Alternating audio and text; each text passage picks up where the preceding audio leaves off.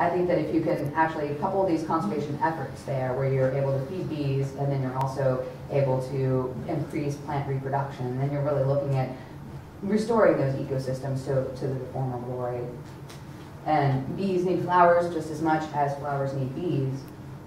And I've got this chart here on a sheet in the back called Making Bee Gardens for Northwest Arkansas. This is a list of plants that I put together based on the literature that I read. These are ones that bumblebees like. This is when they bloom and what color they are. And ones that are endemic, or at least native to Washington County. So these are ones that you can feel comfortable with planting and not having an invasive plant come around.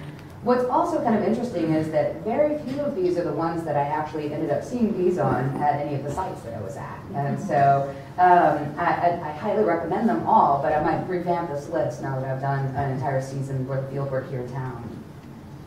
And so I'm going to go through some of these plants. And one thing that you'll notice is some are native and some are not. Some are terrible invasives that we like to get rid of. And that seasonality aspect is something that I'll wrap up at the end. It becomes kind of important. So vetch and wild brambles, some of the brambles, I'm not very good at identifying most of the rosaceae yet from photographs. So we do have blackberries and we have roses. Some of these might be native and some of them might be from elsewhere, hybrids, what have you.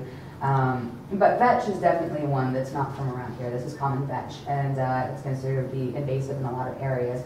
But it's an excellent nectar and pollen source for bees in the early part of the springtime. Same thing goes with honeysuckle. This is at World Peace, and it is an excellent nectar source for bees. When you go out looking for bees in May and June, you will probably find a lot of them on honeysuckle, like it or not. Yeah.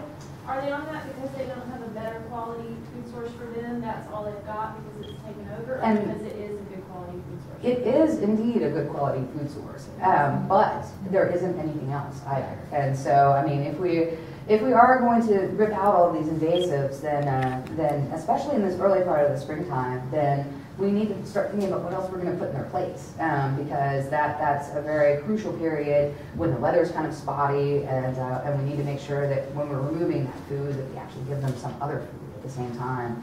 Red clover was another one. At Woolsey, that's what we found the bumblebees on in June, and that's not something that we want to have around. But there wasn't anything else. Although there were other things blooming at Woolsey at the time, they were not as good a nectar source for the bees as the red clover. We did get germander starting up in June and July, so this is a nice little native mint. These pictures are kind of blown out here. It's really popular not only with bees, but with a lot of other organisms, including this one that I'm going to point out here.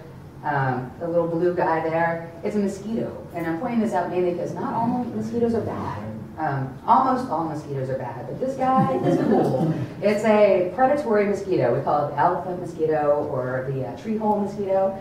And it makes its living when it's young eating other mosquito. And so it will eat, when mosquitoes are youngins, they're larvae in water. So they look like this, they're kind of icky. But they live in small little pools of water. They call them a tree hole mosquito because they can live in enough water that would be in a tree hole. That's also where this guy, which is awful, is the Aedes albopictus, which is the Asian tiger mosquito that's come over. It's a terrible disease bearing mosquito.